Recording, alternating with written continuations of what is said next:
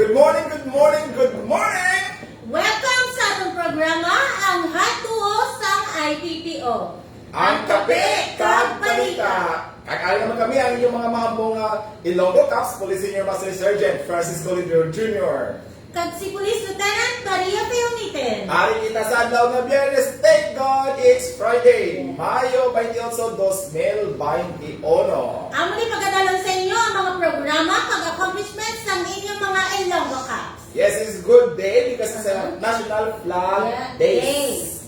Flag Days because it will last for May 28 until June 12.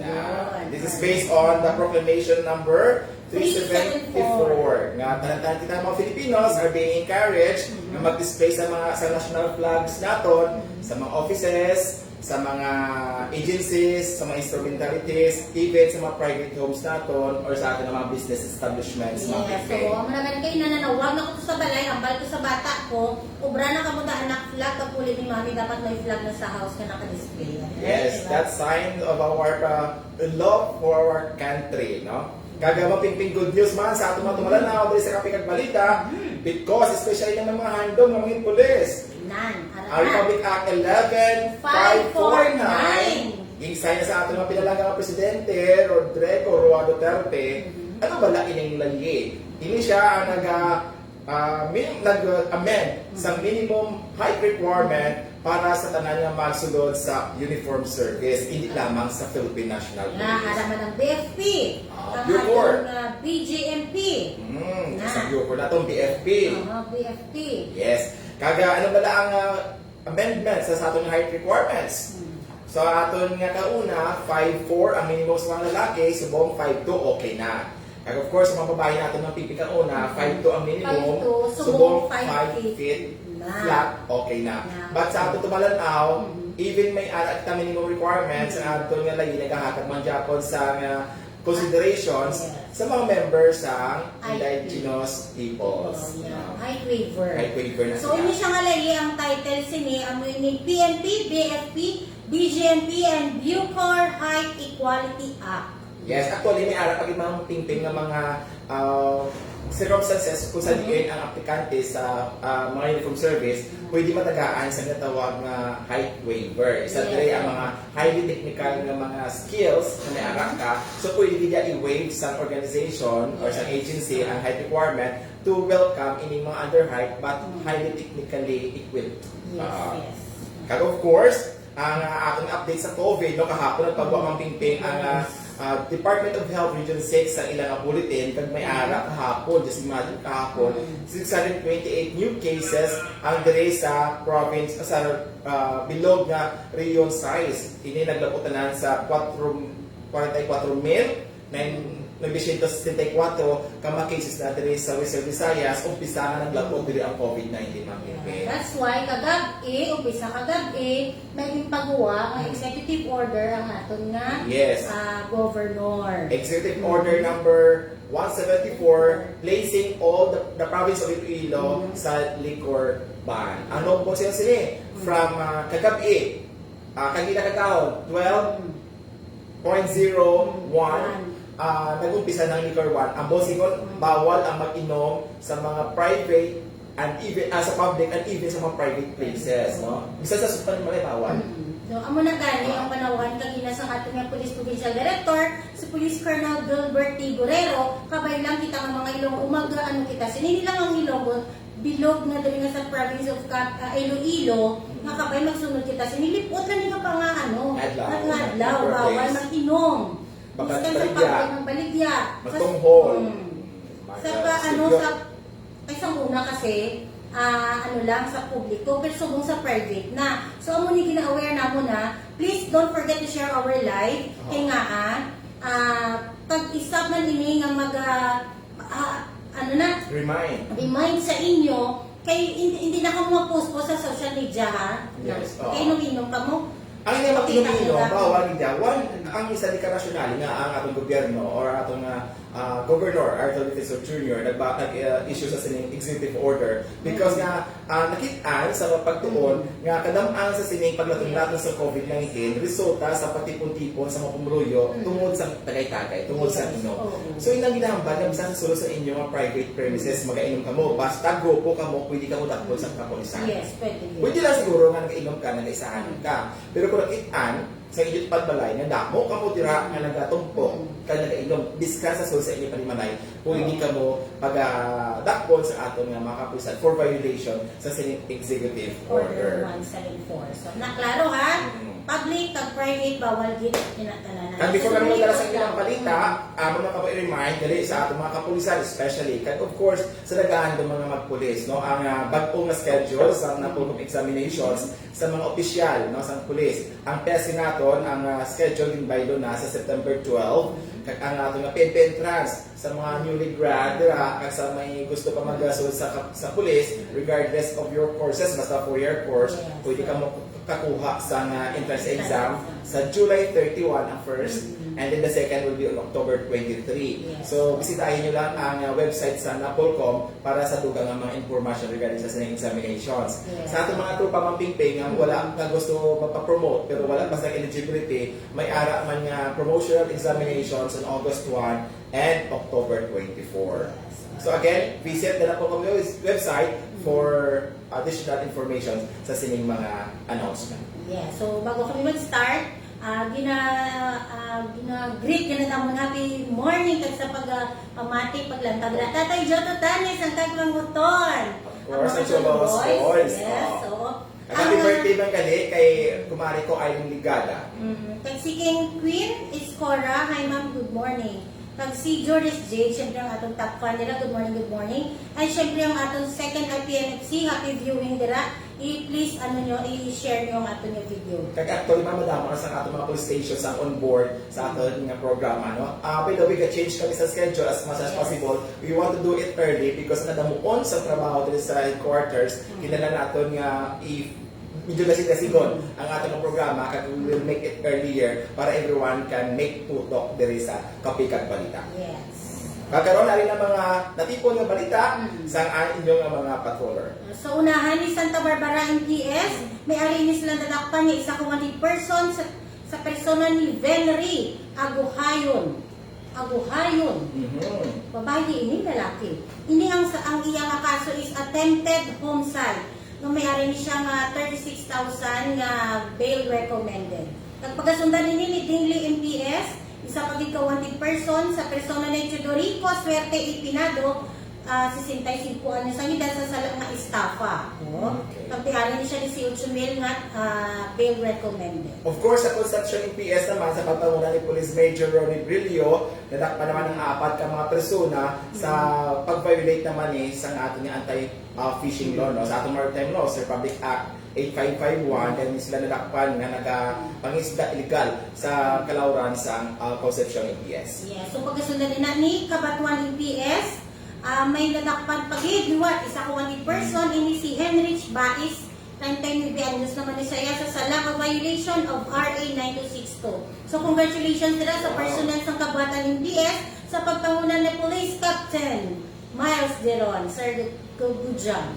Yes, sa panwa naman sa Barotac, sa Barotac Nuevo MPS, congratulations man kay Police Major Rowena Hobiero sa pagkadakop naman sining isa ka nag-deliver sa quarry nga tampered ang pizza sa delivery receipt nila. Kag ang ato nga binya sa PS Mambingping nadakpan man nga quarry tungod nag-overtime na. 5 o'clock lang dapat ang delivery up to 5 PM lang ang delivery. Sila nag-apotan siya alas 8:20 na sa gabi kag-deliver para sa mga quarry materials which is a violation sa ato nga municipal ordinance number 15 dira sa Dueñas. Sa bahay naman sa San Joaquin, ari na ang illegal cockfighting, may nadakpan siyang gid ka persona. Ay, padayon, no? Ang Padayon, patungol sa sining mga kalalakihan sa mga remote area sa municipalities, nila isa madakpan, gapang ayam. Tungkol sa aton ng mga local stations, ang aton ng mobile force companies may gina-deploy sa mga remote areas to ensure kaya naligan ang mga pingping na isa dito ka cockfighting nga ang mga gamay na nadakpan because nga gabi, mga dinalagan.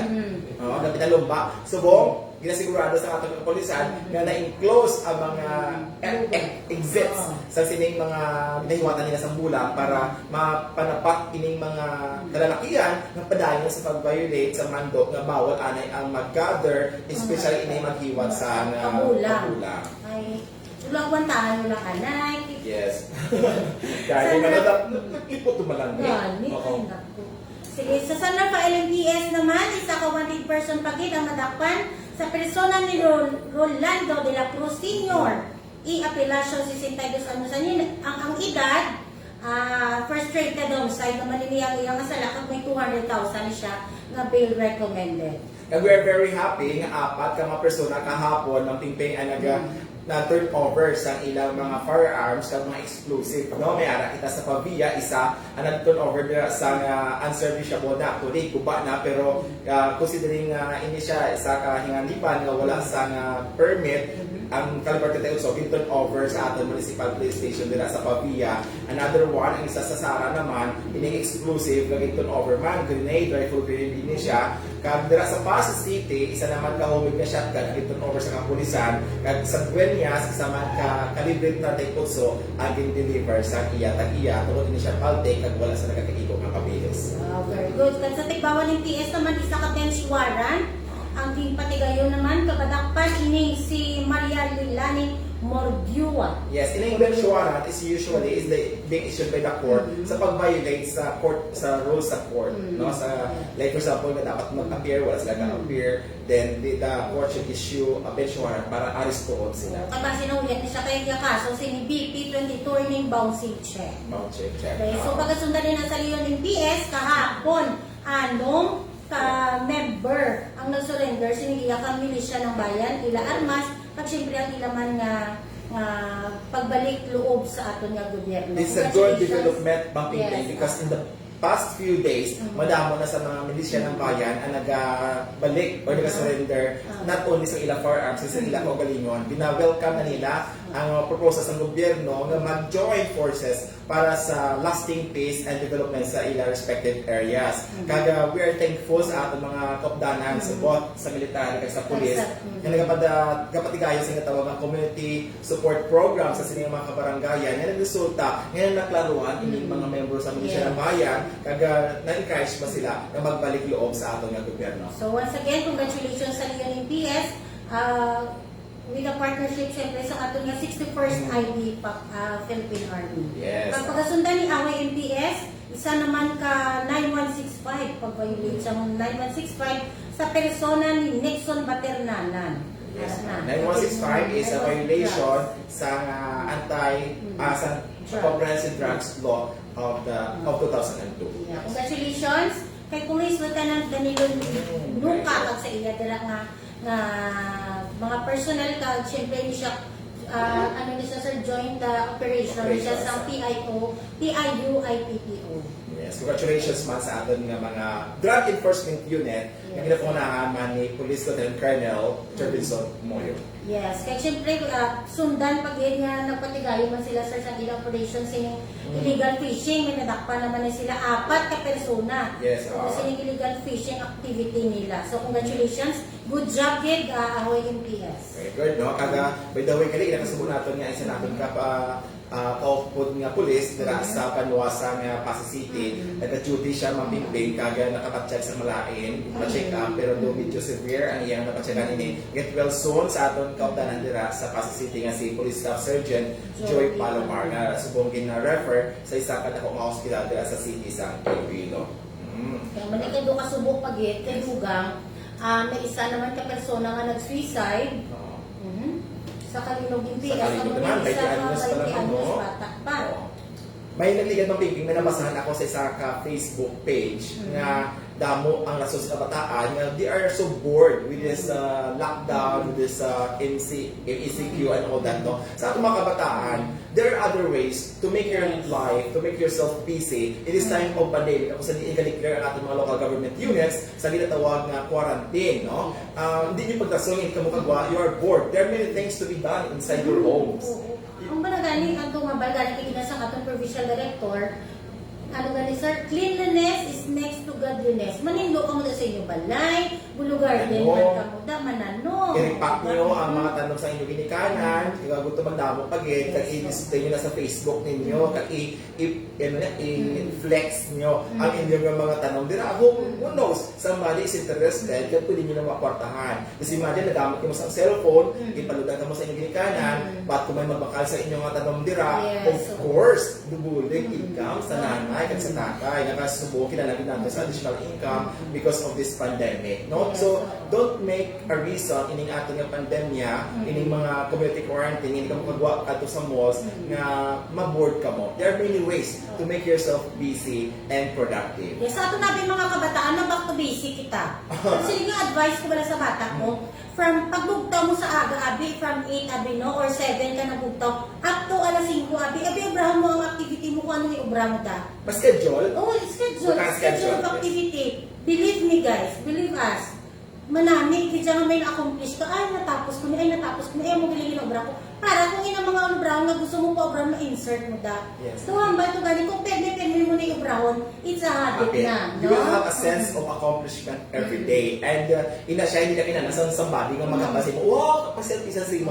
Ikaw mismo maghambas imo self na you have done something better today. Yeah, kagba very proud din ang parents niyo sa inyo. Ano ang napabili namin din sa inyo, nga let's make every day an opportunity to make you better than yesterday. So improve. Kasi subong madami na sa mga private schools ang nagsira na sa klase, no? May mga recognition program na kita nakita sa ating mga Facebook. Kag ini siya rason sa mga students sa private schools na wala na kamo kabisihan. Continue reading, continue review ato mga libro nga ginabaka sa inyong kanan, no? Kaya na-notice mo ping especially sa private schools, matapos na ang end of the school year, ini ganit na tunga-tunga ini mga textbook nga gibaka sa ginikanan. Sa ato mga kabataan nila, give justice and issue sa sariling libro, basahan nyo, kag i-review nyo. You know what? Ini mga contents ng libro ninyo sa grade 6 could be the same ng mga contents or review or i-refresh ka mo in the next levels ng inyong academic career. No? So gani, don't stop reading. Every day, read some pages of your textbooks and of course, sa mga good reads again. Yes. So dapat improve continue to improve every day, kag make your busy, make yourself productive. Okay? Nakita natin din, nagasaka ang numero naman sa suicide sa province ng Iloilo, which nakita kasubok natin. Because in pandemya, mapiping dapat hindi rason. Nga lutaso natin ang kabuhay, whatever kind of problem you have. Kaya sa magiging ng mapiping siguro, kinalangin siguro ng magiging attentive sa mga changes sa behavior sa ilang ang magigna, no, reminders sa ating mga parents, please, istoryahan man, maning mo with your children. Tapos, pinakita nyo ilang social media account, di anak palang tawabi. Malay nyo, may mga nag-inganyo dila sa ila, o may nag-insinuate dila sa ila, o may mga babutang ang mga nagkakasubok dila sa ila. Nga nila uso, tapos sobraw nila, di ba? Yes. Kaya kita nga itong pimpik ibang na very creative ng mga families, no? Punta na sila ara sa sulpan ni Malay nila, gasat ngayon mo sila sa mga games, nga sila mismo will make themselves happy and mahamba natin ng quality ang ilang interactions with their kids. No? So again, i-review na natin ang mga announcement natin today. May subong, nag-start na natin National Flag Day that will be until June 12. Based sa Proclamation number 374, naging issue pa sa Mayo size 1965. No? Ang tanang ng Pilipinos, gina-encourage na mag-display sa national flag. Of course, ang aton nga presidente nagperma na sa bagong halayi ang Republic Act 11549. Good news sa mga nagataas 5 feet ng mga lalaki or 5 babae. 5.2 sa mga lalaki na pwede na kamo kasulod. May chance na ako magsulod, sa mga uniform service, PNP, BFP, BJNP, PO4. No? As long as mayroon kang eligibility, ang muna gani, na may schedule na madali ang ato na para sa entrance exam. So, visit lang kamo sa site ang www.napolcom.gov.ph para makita nyo ang mga schedules guidelines.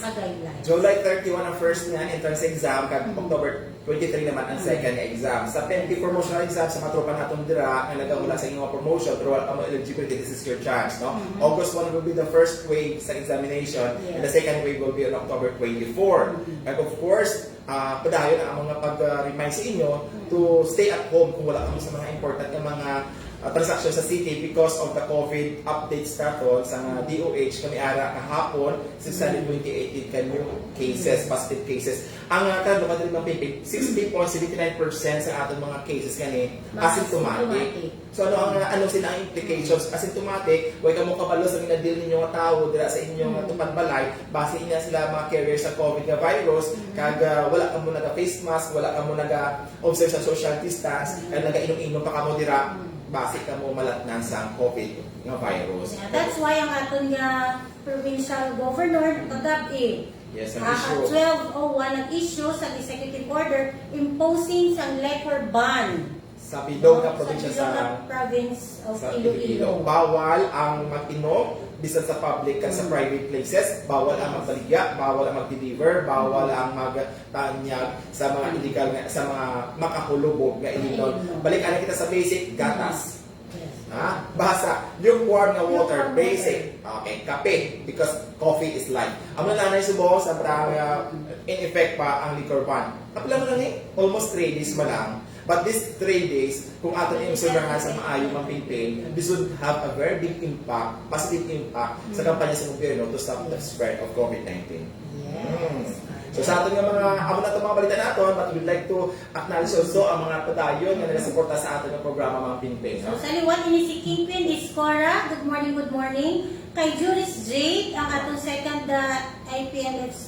Yes. Si Luciano Abilar, sir, thank you for watching. Si Tatay Joto Tanes Dara. Si Police Lieutenant J. Joseph Pitas from Abra.